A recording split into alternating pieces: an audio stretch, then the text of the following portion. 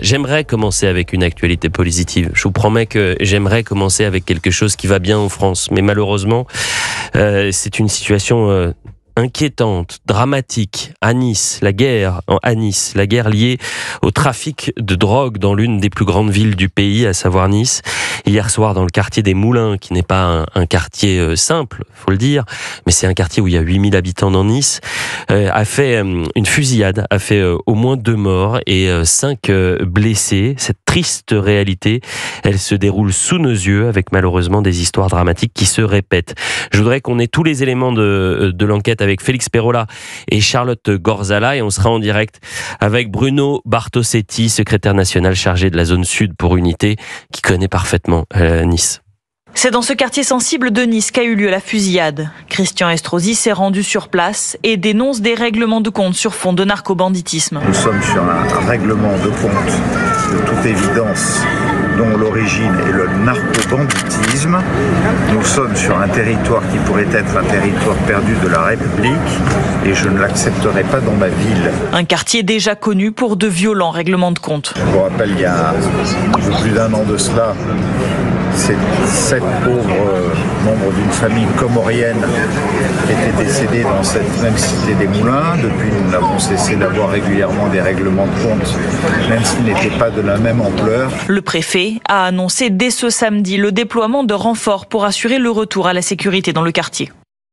Et je vous propose d'écouter Laurent Martin de Frémont, responsable syndical, qui a poussé un coup de gueule après ce nouveau drame en disant à un moment donné, il va falloir cesser ce Far West. On dénombre 2 personnes décédées, 3 personnes blessées en urgence absolue et 2 personnes plus légèrement blessées. Le bilan est extrêmement lourd. Il est temps de faire cesser une scène de Far West. Pardonnez-moi, mais c'est le Far West actuellement et il va falloir que ça cesse. Comment ? Eh bien, on réclame de manière très très forte, vigoureuse, de manière véhémente, parce qu'il y a lieu aujourd'hui des effectifs. Il faut mettre des flics sur le terrain, il faut mettre des flics dans les services d'enquête, il faut absolument que tout ceci cesse. Et je rappelle le bilan, il est de 2 morts et de 5 blessés. Bonjour Bruno Bartosetti. Oui, bonjour. Merci d'être en direct avec nous pour Elliott Deval et vous sur Europe 1.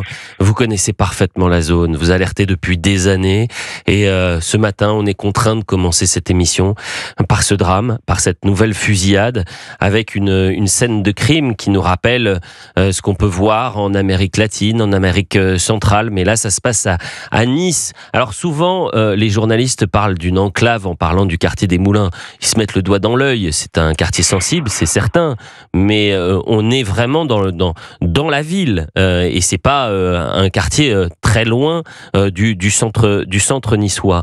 La question qu'on se pose ce matin, c'est de quoi ce drame est-il le nom, Bruno Bartosetti ? Oui, comme vous le soulignez, c'est vrai que la comparaison, on peut la faire avec l'Amérique latine. Pourquoi ? Parce que le fonctionnement est le même s'il y a moins de règlements de compte, on est dans ce même fonctionnement, et puis après on peut élargir, comme on l'a déjà dit, sur le blanchiment, la corruption, etc. Pour revenir à cette fusillade, qui n'est pas isolée, parce que ce n'est pas la première fois, que ce soit en zone sud ou à Nice, régulièrement, nous avons des règlements de compte. Et aujourd'hui, force est de constater que malgré le travail des policiers, eh bien, l'insécurité est présente sur le terrain. Alors, bien sûr qu'il faut des flics sur le terrain pour sécuriser la population. Je rappelle quand même qu'en France, vous avez autant de policiers qu'il y a 25 ans. Et on n'est pas dans la même délinquance. Maintenant, c'est régulier le nombre de morts, de règlements de compte que l'on dénombre sur Nice ou ailleurs, ou Marseille, ou sur la zone sud. Donc, il faut une vraie volonté politique. Sinon, on se fait bouffer, on se fait dépasser. C'est ce qui se passe actuellement. J'entends M. Estrosi quand il dit « je ne tolérerai pas ce qui se passe aujourd'hui à Nice ». Mais ça fait longtemps qu'il le dit. Et il n'en est pas le responsable. Donc ça veut dire qu'il faut aujourd'hui réagir très très sérieusement en France. J'avais Mathieu Vallet, porte-parole du Rassemblement national, député européen, qui est un ancien responsable syndical de police. Il connaît lui aussi le terrain. Il a pu échanger avec certains policiers cette semaine du côté de Nice qui disaient « mais attendez, les trafiquants dans ce quartier-là, on peut les arrêter 5, 6, 7 fois. On les voit ressortir à chaque fois. Lui, il a pointé le laxisme judiciaire, c'est-à-dire que le bleu fait le travail sur le terrain, mais si vous les mettez pas en prison, ça ne fait que se répandre en quelque sorte, comme un cancer qui se métastase. La sanction, effectivement, doit être immédiate. Ça, c'est la première chose à retenir. Et malheureusement, il y a cette attente insupportable. Et le jeune de 14-15 ans qui est pris dans l'étau de gré ou de force, j'insiste là-dessus, dans l'étau des réseaux de stupéfiants, un petit peu comme le fonctionnement de la prostitution, eh bien, il n'a que ce repère-là, la rue. Et si on ne l'isole pas, mais même lorsqu'il est mineur, le gars, on doit l'isoler, le mettre dans des centres d'éducation fermés.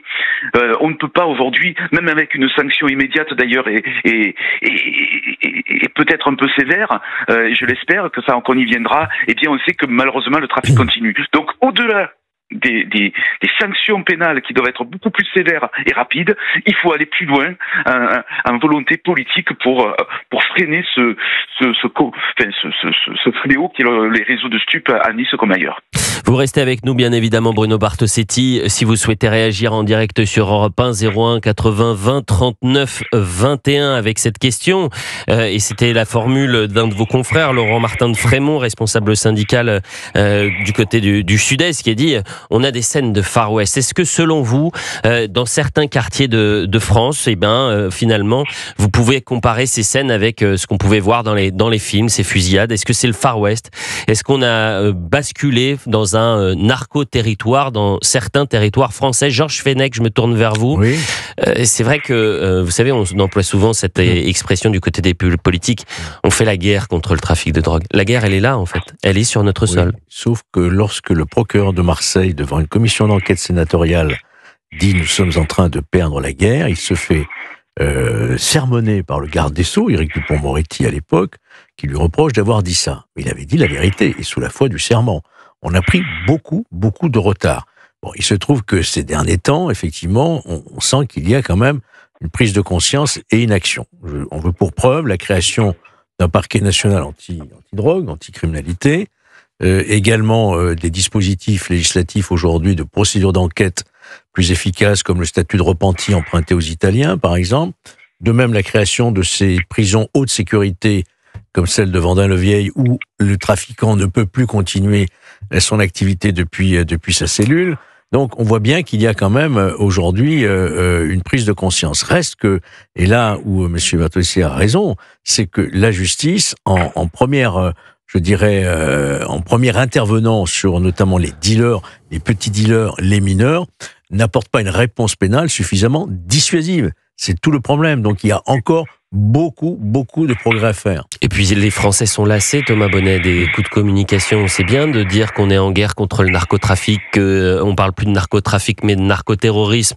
Vous avez le maire de Nice actuellement, Christian Estrosi, qui s'est rendu sur place hier soir, qui dit « je ne tolérerai pas ce qu'il s'est passé ». On a l'impression que ces discours-là, depuis des années, ils se répètent, mais rien ne bouge. Et c'est ça qui sidère les Français. Vous avez raison, et je pense que quand on parle du mot guerre, il faut adapter les lois à cette réalité-là. Quand vous êtes en guerre, vous prenez des dispositions pour faire face à cette guerre. La loi narcotrafic, elle est plutôt positive, elle va dans le bon sens. Je note quand même qu'il y a des dispositifs qui ont été censurés par le Conseil constitutionnel, qui avaient été saisis par des élus de gauche. Donc même sur ce sujet-là, on voit qu'il y a encore des gens qui ne tirent pas dans le même sens. Moi, je pense qu'il faut des mesures maximalistes, parce que sinon il sera trop tard. Et à ce moment-là, on sera au pied du mur et on devra effectivement aller très loin dans la réponse. Et je pense que personne n'a envie de ces réponses-là, donc il faut les anticiper. Juste sur la réponse judiciaire, je vais vous raconter une anecdote. Il y a quelques années, je faisais une enquête sur les téléphones portables dans les prisons. Il se trouve que j'ai rencontré à cet égard un ancien prisonnier qui avait passé quelques années derrière les barreaux, qui était plutôt quelqu'un d'important dans les réseaux criminels justement liés au narcotrafic. Il me raconte que du moment où il met le pied dans la prison, il a tout ce qu'il veut qui l'attend. C'est-à-dire qu'il a déjà un réseau qui est présent dans cette prison, qui lui propose en fait à peu près tout ce dont il aurait besoin dans sa cellule.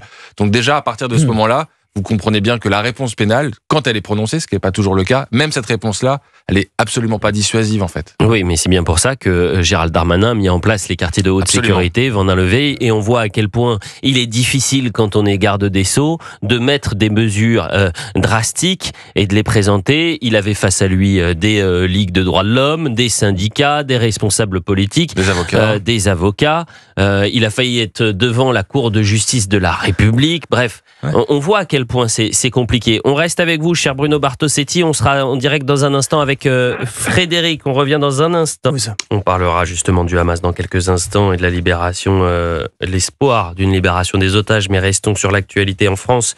Actualité dramatique après cette fusillade faisant 2 morts et 5 blessés. Ça s'est passé hier dans un quartier dit sensible de Nice, le quartier des Moulins.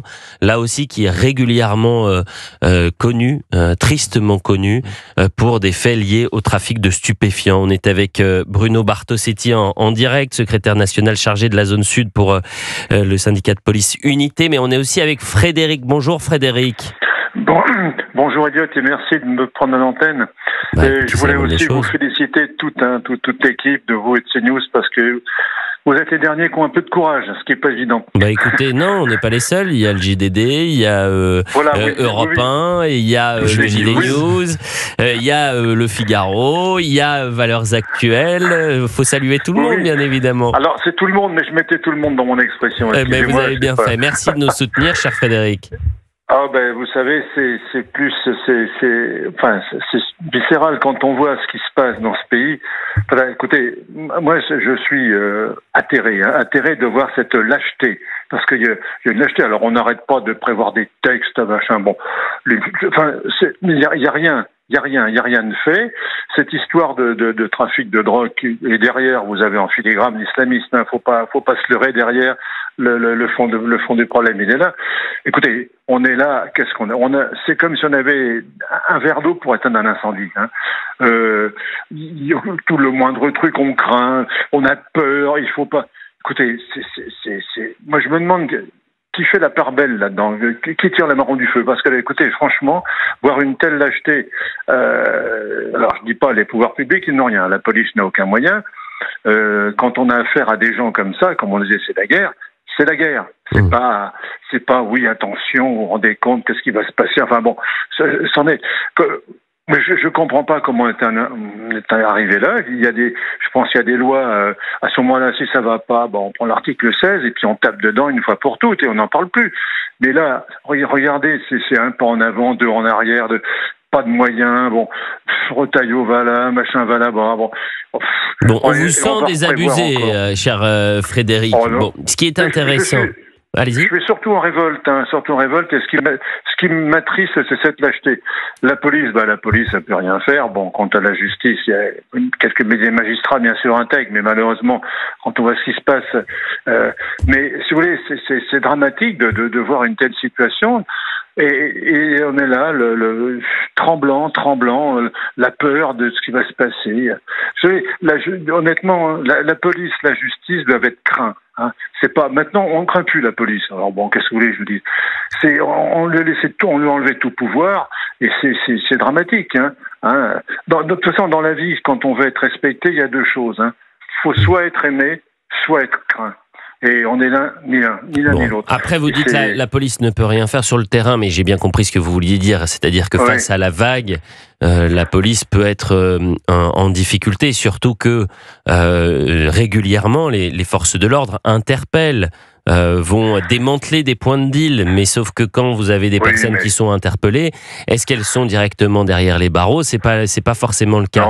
Et que lorsqu'on est un petit délinquant et qu'on voit qu'on est interpellé 10 fois et qu'à la 10e fois on n'est toujours pas mis derrière les barreaux, vous passez du petit délinquant au grand délinquant et vous n'avez pas peur de prendre des armes, et voilà ce qui est en train de se passer du côté de Nice. Mais ce qui arrive à Nice arrive malheureusement dans les plus grandes villes française et parfois dans les zones rurales. C'est partout. Bien sûr. C'est partout. Hein. Bien sûr. C'est partout. Moi, je suis sur Bordeaux, mais c'est bon, la situation est la même.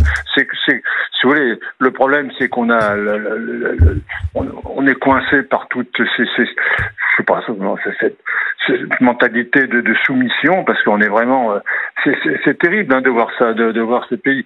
Moi, je dis, il y a ces gens-là. D'ailleurs, c'est même pas la prison. On a des terres bien loin au milieu de la mer. Il faut déporter tout ça. Avant, vous aviez en France des interdits de séjour. Quand vous aviez un délinquant, un ancien souteneur ou machin comme ça, quand il sortait de prison, d'abord il était interdit de séjour dans les villes de plus de tant d'habitants et terminé. Bon, déjà. Et sans ça avant, écoutez, moi je regrette qu'on avait Cayenne. Et croyez-moi, ceux qui en revenaient, ils étaient calmés. Hein. Bon, écoutez, Frédéric, c'est votre position. On dit Europe 1, c'est une parole libre, c'est une parole plurielle. Peut-être que certains seront d'accord avec vos idées, d'autres seront peut-être heurtés par ce que vous proposez.